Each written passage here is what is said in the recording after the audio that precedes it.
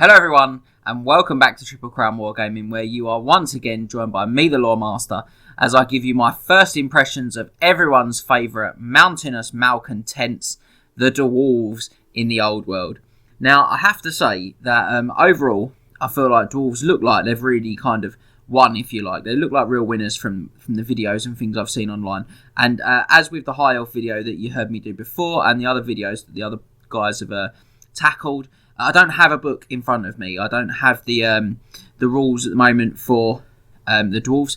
So I'm sort of working off of videos and things that we've all seen kind of being discussed online. So if I get something slightly wrong, I'm going to say very sorry. But I am working from not a complete solid base, shall we say. But I'm going to get stuck in. I'm going to talk to you about kind of 4 or 5 things that really have stood out to me from what I've seen so far. And particularly... I'm kind of particularly excited about getting on the table is probably the best way to put it. And I'm going to start with something I never thought I'd be saying.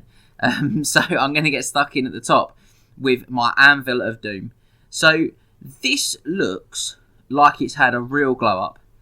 And I'm here for it. I'm very excited about it. I think one of the big things is my understanding so far of how bound spells work is that you add the power level of the bound spell to your cast attempt. So the power level is effectively like your wizard level. So the bound spells on the Anvil of Doom, which you get 4 of now, which I think there's a lot of tasty use for these as well. They're power level 3. So that's really good. You're adding 3 to the attempts. The base attempts on 2 of them is a 7 as well. So you're only looking for a 4 on the dice. And then the others are 9 and a 10. But real versatility there. I'm really excited about this. Toughness 7, 5 wounds by the looks of what I can see. Looks tough. Looks like it's going to bring something that the Dwarves haven't had for a long time, which is, sort of a viable interaction in the Magic phase, if that makes sense. The Anvil of Doom before 8th edition was definitely seen as quite competitive. But in 8th, it just felt like it wasn't really viable. It didn't really do anything. But this looks really good. So you've got one of the spells lets me reroll my armor saves for a unit, I think. And there's like a sort of, if you reach a certain value on your cast attempt, it does it for all units. That seems... is it all units? Hang on, I'm just trying to see it. Oh no, the friendly unit gets a +1 to its armor save, sorry. And a reroll. So, yeah, good. Suddenly you could get potentially 2-up armor save on your iron breakers, rerolling the failed saves. Really tough to deal with. You got one that makes some units immune psychology. Not great, but not bad. You've got one that lets a unit move again, which is absolutely outrageously good.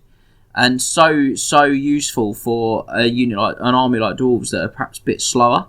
And I'm going to assume that with that move, I can probably reform as well. So I could go march column, push up, and then hit them with this to try and reform into more like a competitive shape. That seems really good.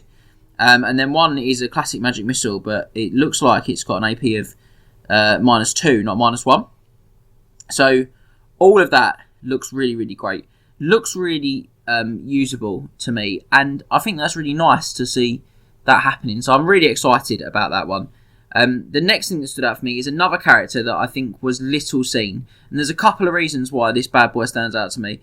Firstly, he seems a lot more versatile than he's been in the past, and also the engineering rooms in this dwarf army list to me feel a little bit underwhelming. And it's probably because I'm just drawing direct comparisons with the previous books, engineering runes, but there's a lot more kind of one use and a lot more, they feel like they're going to have a lot less impact on the game.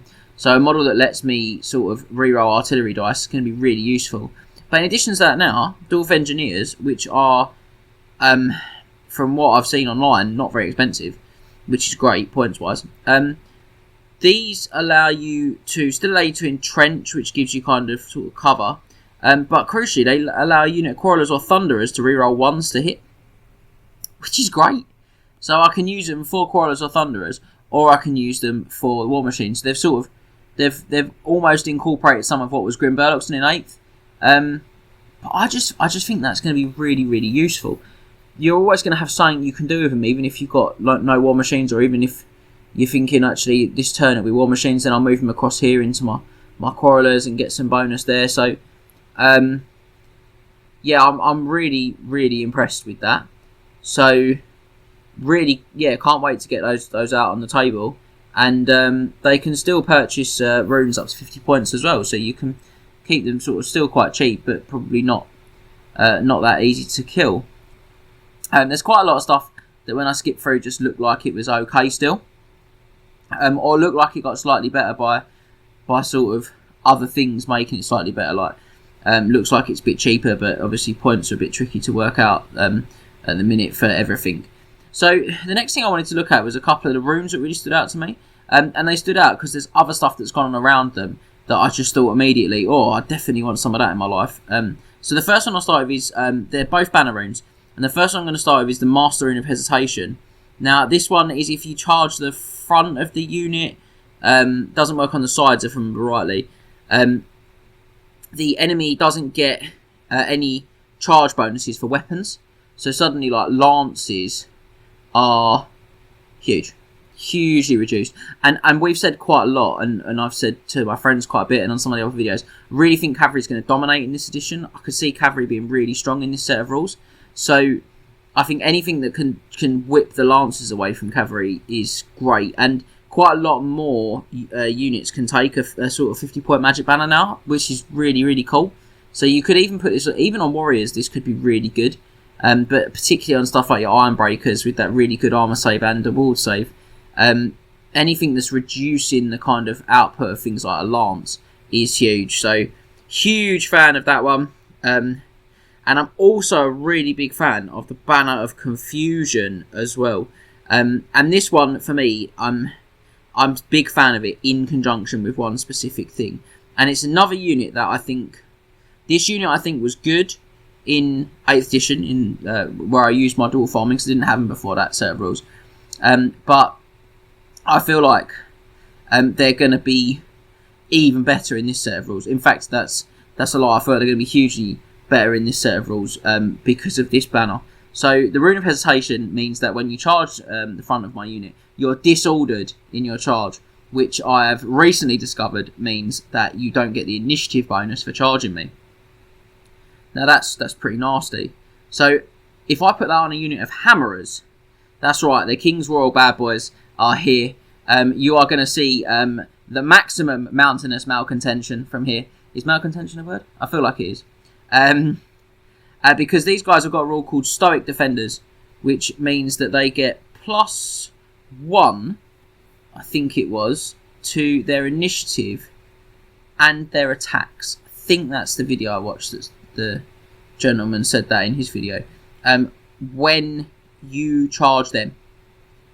So I know what you're thinking. You're thinking that's great because they've got great weapons, so there'll be a whole initiative of 2 when you charge me. That's rubbish.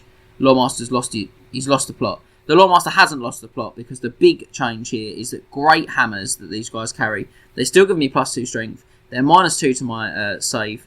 And they've got Armor Bane 2, so 6 is a -4. Horrid. They're a magical attack, which seems to be really, really good from everything we've seen so far. And they only require 2 hands. They're not a great weapon, guys. They don't give me strikes last, which suddenly means when you charge me, I go up to 2 attacks at initiative 4 with these bad boys. And you're not getting your initiative bonus. Which means if you're not an elf now, basically, we're going at the same time or I'm going first. Hammerers with this banner are going to absolutely rinse their opponents. These seem like another huge winning unit. And particularly for dwarves who don't have cavalry as such, this is a real win. So I'm all over the hammerers. And I'm actually really excited reading through this book because I feel like there's so much more in terms of options than maybe I felt like there was in 8th to an extent. But these look mean. These make Swordmasters look pleasant. These seem really tough to me. And the whole army's got magic resistance 1 now as well, by the way, which I'm a huge fan of the dwarves having. And I think in this, the way magic resistance works now with the kind of, we saw from the almanacs adding, making the casting attempt harder, everything having magic resistance of at least 1 is really powerful. That's going to have a real impact on your games of Warhammer. So, yeah, that seems like a really brutal combo that I've seen there. Next one I'm going to talk about is just going to be really brief. I'm going to sort of briefly gaze over the next 2 because I've only seen a little bit of information on both these units that's made me go, oh, and they're units I used anyway. They're Iron Drakes and the Gyro Elements.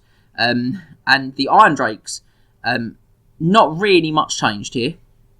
The Drake gun has got Armor Bane 2 and only -1 AP as opposed to what it had before when it had -3 AP. But you're like, okay, I can live with it. But this is the big one. They've lost a point of weapon skill. They're now weapon skill 4, not weapon skill 5. But they've gained a point of ballistic skill. And I'm really excited to see...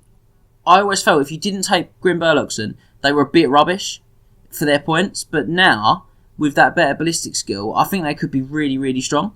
And they've still got the quick shot, so they can always do the standing and shooting thing. And they don't suffer that penalty for moving and shooting. So, that...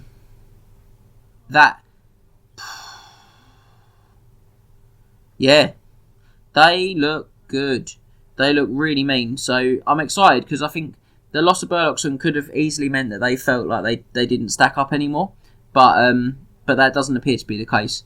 And I'm looking forward to getting my ones back out. They're already rebased, guys. They're ready to go. We'll be on a battle report really soon.